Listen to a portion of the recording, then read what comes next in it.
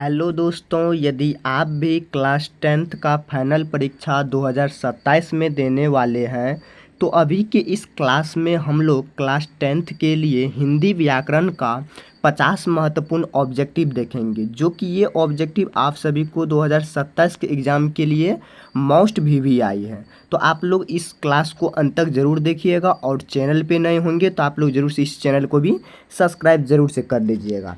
तो चलिए, सबसे पहला प्रश्न संख्या 1 नंबर, भाषा की सबसे छोटी इकाई क्या होती है? तो भाषा की सबसे छोटी इकाई जो होती है वो वर्ण होती है, ठीक ना। तो option number D right answer आ जाएगा। चलिए नेक्स्ट प्रश्न संख्या 2 नंबर में, हिंदी में मूलतः कितने वर्ण होते हैं? तो हिंदी में मूलतः वर्णों की संख्या 46 होती है, ठीक ना। तो option number D right answer आ जाएगा। चलिए नेक्स्ट नंबर चलते हैं प्रश्न संख्या 3 नंबर में। तो 3 नंबर में दिया गया है, हिंदी भाषा में वे कौन सी ध्वनियाँ हैं जो स्वतंत्र रूप से स्वर जैसे रहती है, ठीक है ना। तो ऑप्शन नंबर ए आ जाएगा, स्वर्ण रहता है। तो option number A right answer. Next number चलिए प्रश्न संख्या 4 नंबर में, संयुक्त को छोड़कर हिंदी में मूल वर्णों की संख्या कितनी होती है? संयुक्त वर्ण जो भी रहेगा उसको क्या कहता है, छोड़ के, और हिंदी में मूलतः वर्णों की संख्या कितनी होती है? तो 44 होती है। तो ऑप्शन नंबर यहाँ पे बी राइट आंसर है। ये जितना ऑब्जेक्टिव है सब इम्पोर्टेंट है, ठीक है ना, बिहार बोर्ड एग्जाम के लिए। नेक्स्ट प्रश्न संख्या 5 नंबर, स्वर्ण कहते हैं तो स्वर्ण वन जो कहते हैं, जिस प्रकार से परिभाषा कहते हैं तो उसी में बोलना है।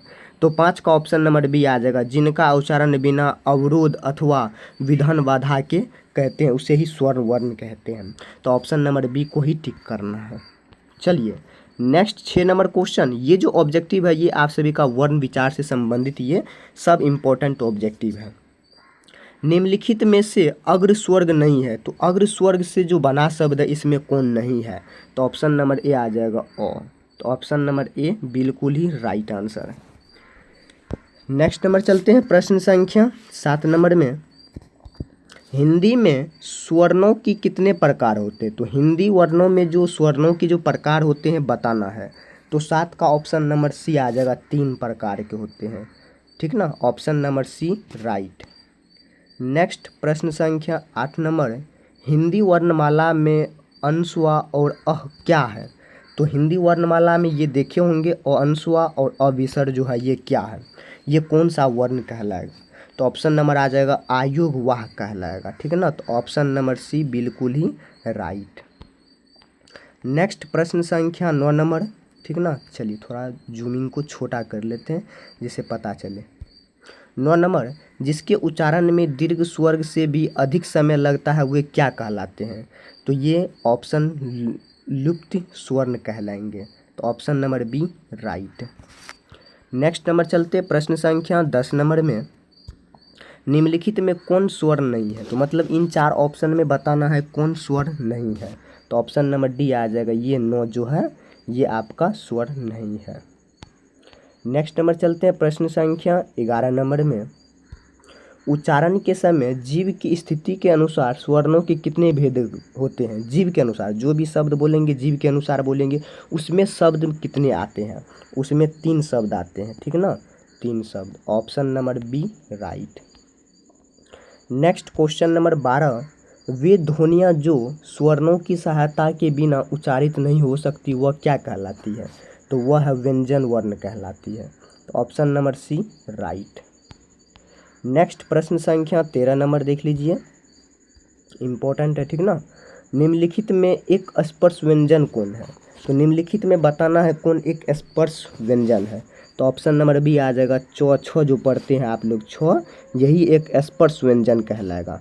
तो option number B right answer.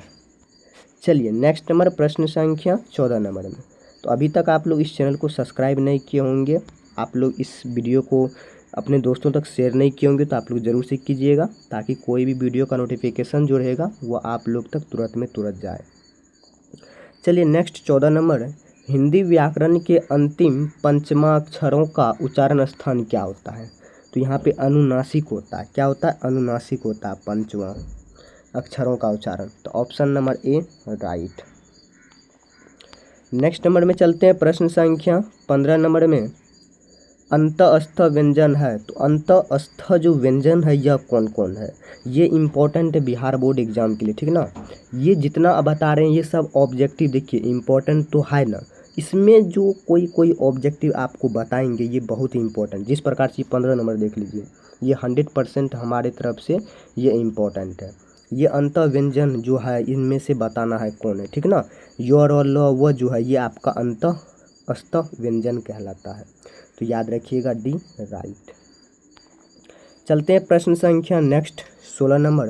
तालम स्व मूर्धन स्व दंश और ह व्यंजन है, तो यहाँ पे स्व कितने प्रकार के होते हैं, 3 प्रकार के स्व होते हैं। एक होता है तालम स्व, एक होता है मूर्धन स्व, एक होता है दंश स्व, ठीक है ना।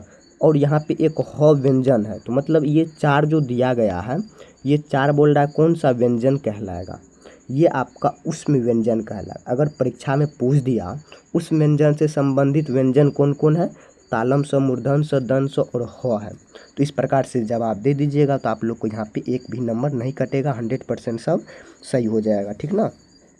चलिए नेक्स्ट 17 नंबर क्वेश्चन, उद्दक्षित व्यंजन है, तो उद्दक्षित व्यंजन जो है कौन है, ये अंग हो गया और ढ हो गया, ठीक ना। D number right answer.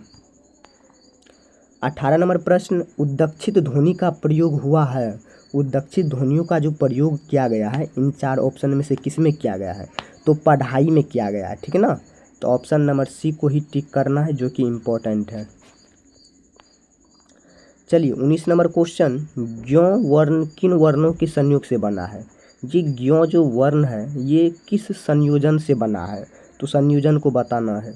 जो हलंत और न के संयोजन से ज्यों शब्द बना है, याद रखिएगा, ये भी इम्पोर्टेंट भी आई है।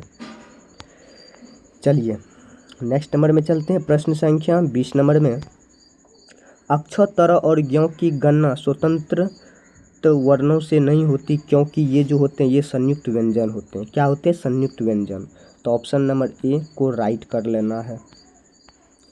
चलिए अब नेक्स्ट नंबर में चलते हैं, अब दूसरा चैप्टर चले क्या।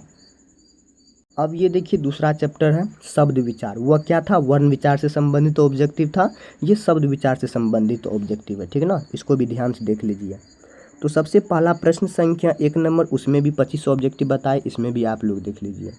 संस्कृत के ऐसे शब्द जिन्हें हम ज्यों का त्यों प्रयोग में लाते हैं क्या कहलाते हैं, तो तत्सम शब्द जो होते हैं इसे हम ज्यों का त्यों शब्द में लाते हैं उसे ही हम लोग क्या कहते हैं, संस्कृत शब्द में तत्सम कहते हैं। तो ऑप्शन ए को टिक करना है। चलिए नेक्स्ट, नीचे दिए गए विकल्पों में तत्सम शब्द का चयन कीजिए। तो तत्सम शब्द जो है ये गोधूम है, गोधूम जो है ये तत्सम शब्द कहलाएगा। तो option number B right. Next number देखिए प्रश्न संख्या 3 नंबर, नीचे दिए गए विकल्पों में तत्भव शब्द का चयन कीजिए। तत्भव शब्द, तो यहाँ पे मुँह जो है ये आपका तत्भव शब्द कहलाएगा। तो ऑप्शन नंबर बी को ही टिक करना है। नेक्स्ट 4 नंबर क्वेश्चन देख लीजिए, वानर शब्द का तत्भव रूप बताना है, ठीक ना। तो वानर शब्द का तत्भव रूप क्या हो जाएगा, तो यहाँ पे आ जाएगा बंदर, क्या हो जाएगा, बंदर हो जाएगा। Option B right. 5 number question, दर्शन का तत्भव रूप क्या है, तो दर्शन का दर्शन हो जाएगा। इस प्रकार से तत्भव रूप पूछा है, मतलब इसका स्पष्ट उच्चारण देख लीजिए किस प्रकार से। तो दर्शन यहाँ पे लिखा गया है, ठीक ना। ये ऊपर रेप का मतलब र होता है, दो र सन, इस प्रकार से, ठीक ना। इसका तत्सम रूप पूछा है, मतलब उच्चारण के साथ बोलने के लिए। चलिए नेक्स्ट 6 नंबर, निम्नलिखित में कौन सा शब्द तत्सम है, तो इसमें से तत्सम शब्द उद्गम, ठीक है ना, उद्गम जो है ये आपका तत्सम शब्द कहलाएगा। तो option number A right. Next number चलिए प्रश्न संख्या 7 नंबर, निम्नलिखित में कौन सा शब्द तत्भव है, ठीक है ना, तत्भव शब्द बोलना है।